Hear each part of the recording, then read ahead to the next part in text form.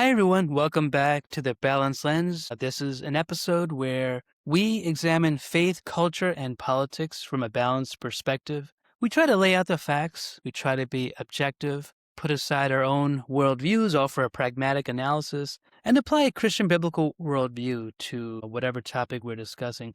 Today, we're finishing up with part 4 of the National Security Strategy of the United States. It's a framework of foreign policy that is published by every administration. In the previous episode, we talked about the Western Hemisphere and Asia, two fascinating regions that we went in depth through.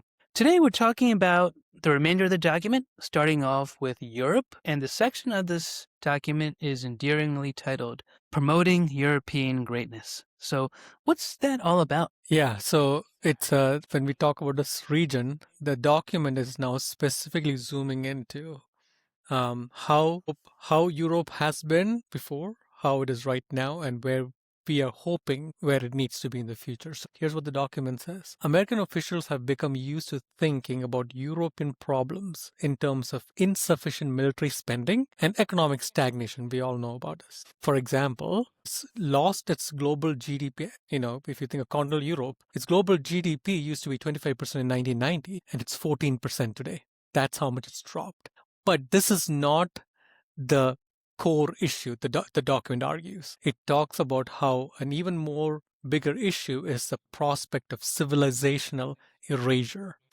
And it talks about larger issues facing Europe, which like activities of the European Union and other transnational bodies that undermine political liberty and sovereignty, migration policies that are transforming the continent and creating strife, censorship of free speech and suppression of political oppression, cratering birth rates, and the loss of national identities and self-confidence. So this is what it's talking about as the main issues the American administration sees when it looks at Europe. Now remember when it talks about suppression of free speech and how about political liberty, the mindset that the administration has is how we have it here in the US and how our founding documents and constitution provides us the liberty to do the things that we can do. Now, it zooms in on self-confidence. It says the lack of self-confidence is the most evident in Europe's relationship with Russia. This is interesting. It talks about how, in terms of hard power, you can argue that Europe actually enjoys not just a moderate, but a significant advantage over Russia by almost every measure, with the exception of nuclear weapons. But if you look at how they're behaving in this war, you wouldn't know that.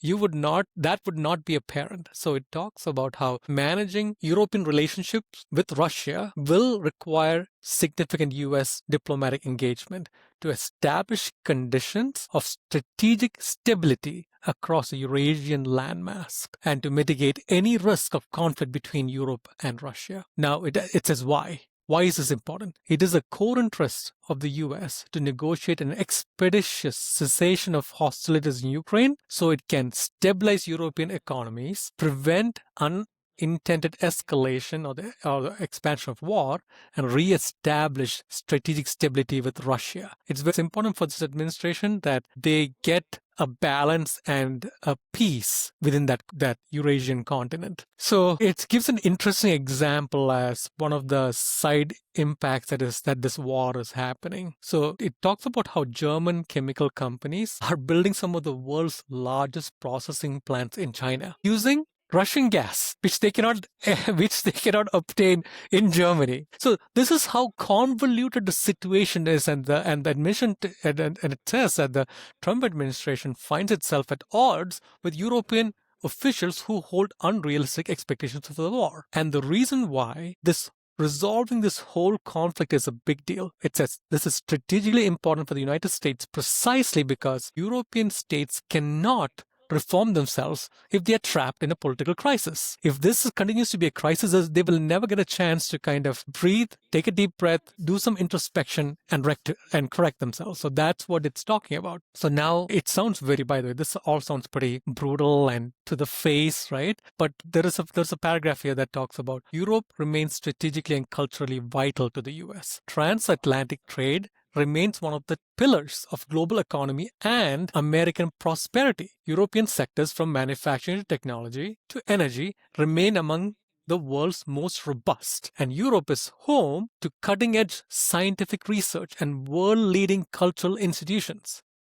So, and then it concludes, not only can we not afford to write Europe off, doing so would be self-defeating for what the strategy aims to achieve. What is it saying? It's saying that in spite of the harsh rhetoric that is we saw in the introduction of the document, it's actually truly trying to lift up Europe to a very strong prominence in the world, both in terms of economy and military might. So we can be really strong allies. So that's what it's alluding to. So the document continues. Our goal should be to help Europe correct its current trajectory, and we will need a strong Europe to help us successfully compete and to work in concert with us to prevent any adversary from dominating Europe. So now think back to how the US thinks about China and its rising power, and Russia making all the menace it's doing. This is why it wants a very strong Europe. So it also talks about how the character of these European countries is strategically important because we count upon creative, capable, confident, democratic allies to establish conditions of stability and security throughout the world. Take that phrase and compare it to what is happening right now with the war in Iran. How many European countries have come up and joined hands quickly? How many people are standing like, oh, I'm not sure what to do because this some international law, right? So in spite of the fact that everybody agrees, all our European allies agree that Iran is a sponsor of terrorism and nuisance in that region and have caused so many deaths of Western citizens, right? So one of the warnings this document next gives is that it is more than plausible that within a few decades, certain NATO members will become majority non-European. And when it says non-European, it's talking about non-indigenous population, right? The natural indigenous population will be supplanted. So the question, and then it is possible that they may openly question about the alliance with the United States, their place as Europeans in the world, and this will be totally different from the people who actually signed the NATO Charter when they had a common thinking and way of thinking and goal. So what is a broad policy for the US? So it summarizes the broad policy for Europe and what we should prioritize. Number one, reestablishing conditions of stability within Europe and strategic stability with Russia. Two, enabling Europe to stand on its own feet and operate as a group of aligned sovereign nations, including by taking primary responsibility for its own defense without being dominated by an adversarial power. Three, cultivating resistance to Europe's current trajectory within European nations. Four, opening European markets to US goods and services, ensuring fair treatment of US workers and businesses. Five, building up healthy nations of Central, Eastern, and Southern Europe through commercial ties, weapons sales, political collaboration, and cultural and educational exchanges. 6. Ending the perception and preventing the reality of NATO as a perpetually expanding alliance. And 7. And finally, encouraging Europe to take action to combat mercantilist overcapacities, talking about China, technological theft, cyber espionage, and other hostile economic practices. So being strict about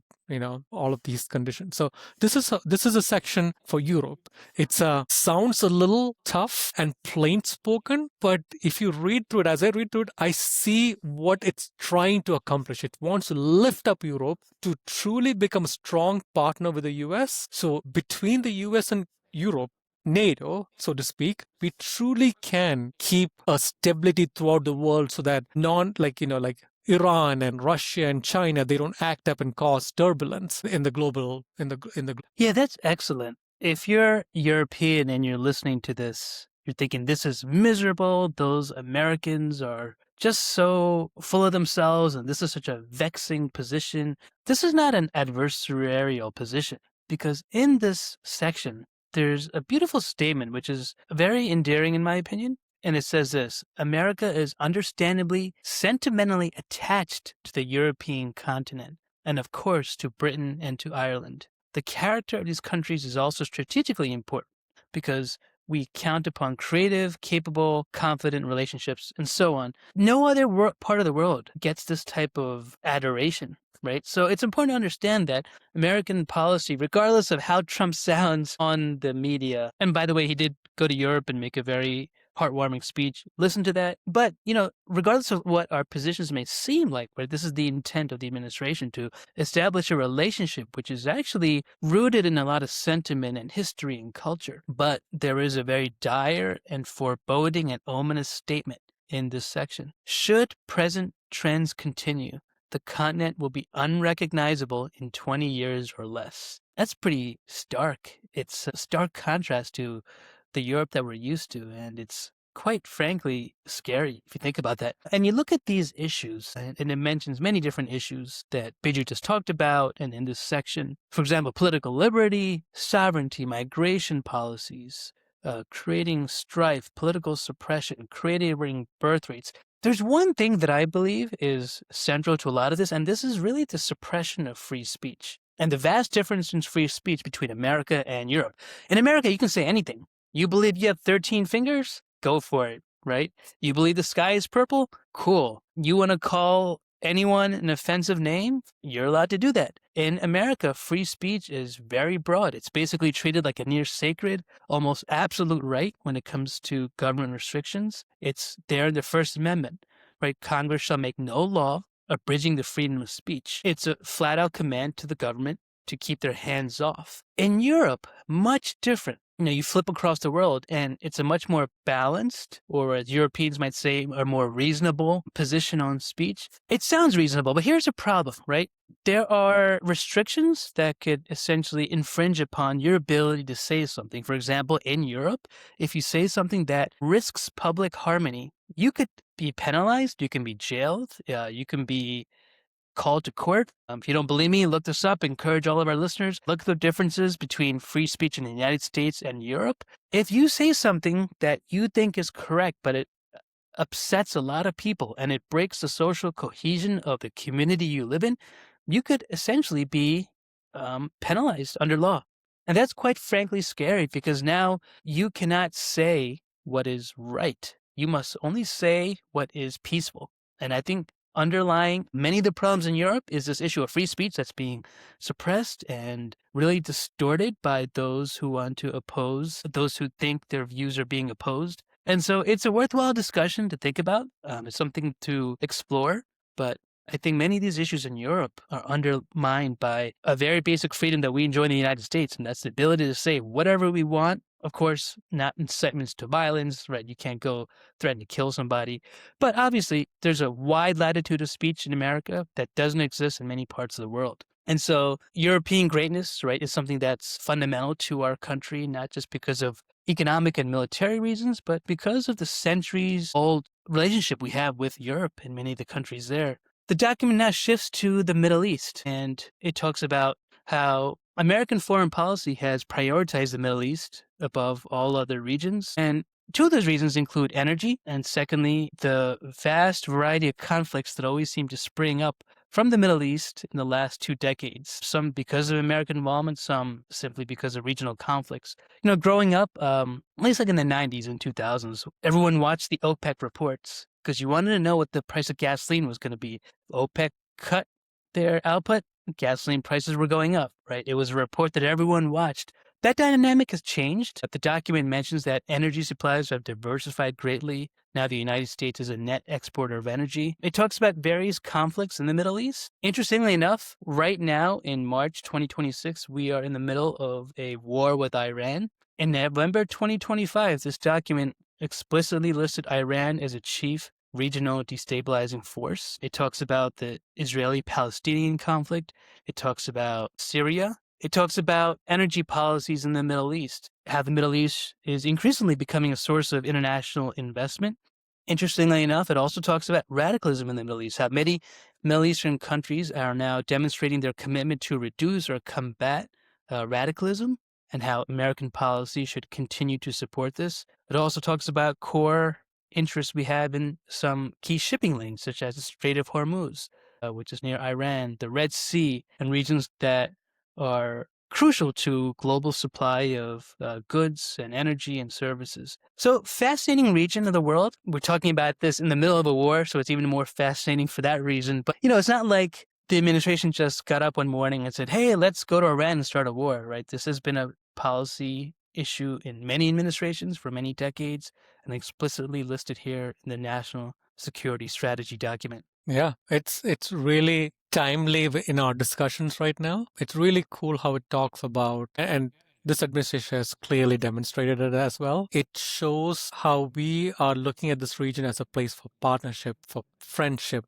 investment, and it definitely brings up the topic about expanding the Abraham Accords to more nations in the region and other countries in the world, right? The belief is that the more economically intertwined you are and you care about each other's interests for your own sake, the less likely there is to be strife. One important caution it gives is like, we need to stop this misguided experiment of forcing Gulf nations, especially monarchies, to abandon their traditions and historic forms of government and force them to be democratic and made in our image. So it definitely says we should stop it. So it's what I see is a very pragmatic view on how to deal with situations and ensure that as much as possible, identify the common areas of interest and double down on them. Yeah, and it's interesting, right? Like, it doesn't say, hey, we need to ensure the freedom of religion in Christians in Saudi Arabia, right? It's pretty practical. Saudi Arabia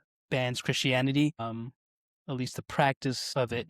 I have to double check that. It doesn't hold these very dogmatic positions on Middle Eastern countries, like you said, right? It's very pragmatic. You referenced the Abraham Accords, right? This is the crown jewel of the Trump administration in the Middle East. And back in 2020, it brokered normalized relations between Israel and UAE, Bahrain, Morocco, and then Sudan. It really just flipped the script, right? No more tying the Arab-Israeli peace to like Palestinian concessions, right? It was all about what was happening in Israel's land concessions, but instead, very practically and dogmatically, it built economic security and tech ties among moderate states united against Iran. And so this document really sees this as a blueprint to the Middle East and really says, let's put commerce over chaos and let's expand our efforts in this region. Also important to note, there's been huge investment pacts into the Middle East, hundreds of billions of dollars with Saudi Arabia, the UAE, Qatar, covering like defense, AI, tech, nuclear energy, critical minerals, arms sales. And so it's been interesting to see how this has played out in our reframing of this friendship with Middle Eastern countries through investment.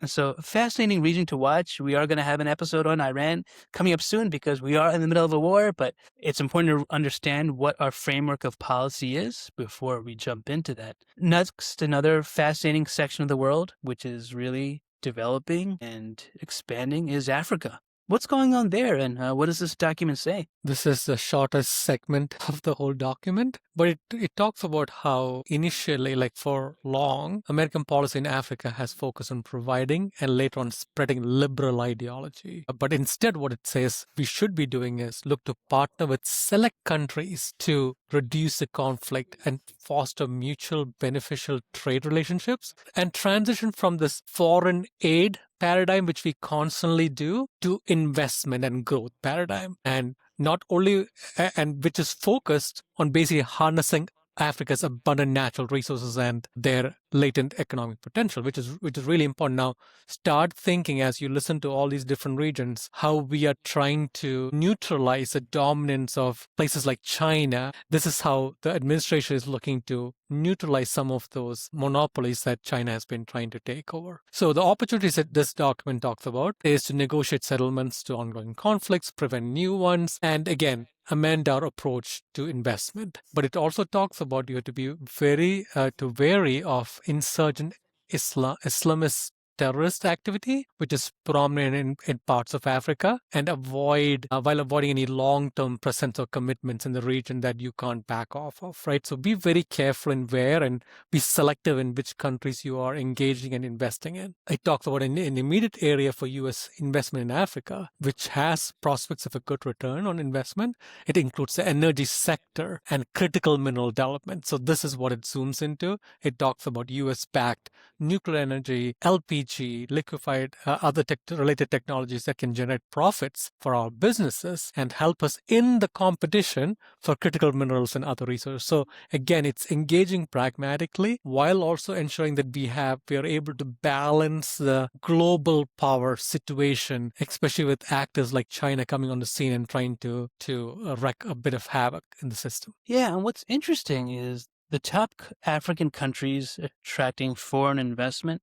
Well, I'll just list some of them. Number one is Mauritania, 34 billion has been announced, especially due to the UAE funding green hydrogen projects. Egypt, 11 billion, led the continent in 2023, driven by the Suez Canal economic zone, energy and real estate. South Africa, all the way at the tip there, the continent, $1 billion, projects in manufacturing, tech and business services. Ethiopia, Senegal, Morocco, other key recipients, Congo 1.8 billion, Uganda 1.5, Ghana 1.5, and so on. Really interesting. But another thing to think about is this. People don't realize just how much of a presence that China already has in Africa. China has been the most visible and aggressive investor in Africa since the mid-2000s through the Belt Road Initiative. Again, encourage everyone to look up the Silk Road Initiative and the Belt and Road Initiative in China. Beijing has poured billions into infrastructure, ports, roads, railways, power plants all across the continent,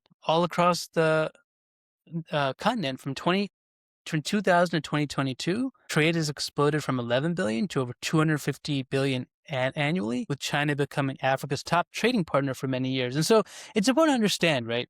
There are other countries that are actively trying to expand into China to build infrastructure, and ports and roads and power plants. And it's not just China, right? Europe has a strong presence there. They're looking to expand into many of the nations that we talked about. Other players, India, growing in pharma, IT, agriculture. Many of the Gulf states are investing in these massive mega projects. Russia is even becoming more opportunistic in Africa as well. So it's important to understand, right? When you think about the Trump administration and being America first doesn't mean you're only looking at yourself. We gave the example in the last podcast. You're a good house in a very bad neighborhood, right? Just because you lock your doors doesn't mean no one's going to drive by and try to slash your tires or throw a bottle into your yard. You need a fence.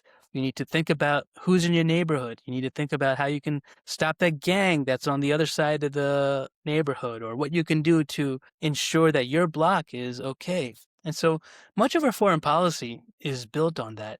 And so you shouldn't ostracize someone from believing that America needs to be more interventionist as opposed to isolationist. They're not crazy. This is good geopolitical foreign policy, right? And so you should use this to understand that people have the best interests of America at heart, and yet can also be thinking outwardly from a foreign policy perspective. So any closing thoughts as we conclude? I think you nailed it, right? It's about having this balanced approach, but also acknowledging that, like, if I think about, say, the Obama administration's JCPOA pact with Iran, yeah, looking back, we can say, what a terrible deal. But who knew at the time that Iran would just be deceptive, right? So, like, one of the things I think we want our audience to think through is, like, whether it's Biden administrations or Trump administrations, and it may be wrong. You may agree, you may think it's wrong, and it may be proven wrong in 20 years. Okay, like that's all hindsight. But at this point of time, with with the information that you have, what is the best thing that you can do? How do you approach the world? So think about, like, what are our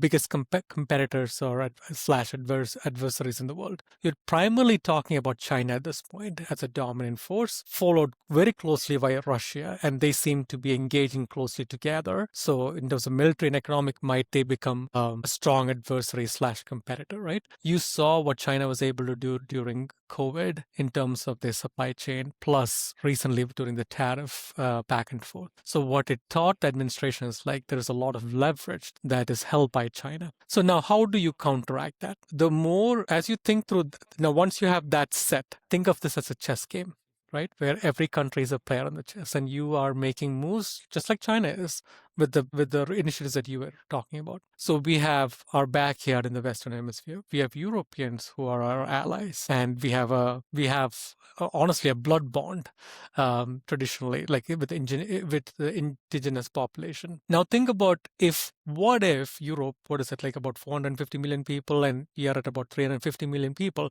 What if we had proportionally large economies? Like we are what, at 38, 39 trillion? So what if they were like 45, 50 trillion? Now you're talking about economies that are really large size from a world perspective. And imagine if Europe combined had a military force that was even mightier than the US, because they have a larger population in total, right? So now think about what we could do together.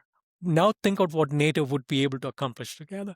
So that would be how I think the administration think of Europe. If we are able to lift them up, then we become a force that has to be reckoned with. What do you do with the Middle East? Now, again, remember what Iran was doing, right? And we'll dive into Iran later. But it created these proxies in different countries so that it wouldn't have to fight wars on its own borders. So think about how China now has strong engagement with Iran. So China has been getting cheap oil from all the sanctions that we have levied on Iran. So most of the oil goes to China. All the sanctions that we have levied on Cuba, Venezuela, oil goes to China. Russia, China, right? Iran is supplying the drones that are used by Russia for attacking Ukraine. So you see how everything's interconnected. So us focusing on the Middle East is important, because if we have more friends and allies like Qatar and UAE and Kuwait and Saudi, now suddenly China is not able to utilize them and their economic power to start neutralizing us, because this is a place where people are trying to tag team based on common interests and what works best to counteract the opposite side, right? So that's what is being played. It's a chess game, because now that this administration and the previous ones have created a very deep bond in the Middle East, and you have the Abraham Accords that help with Israel. So Israel,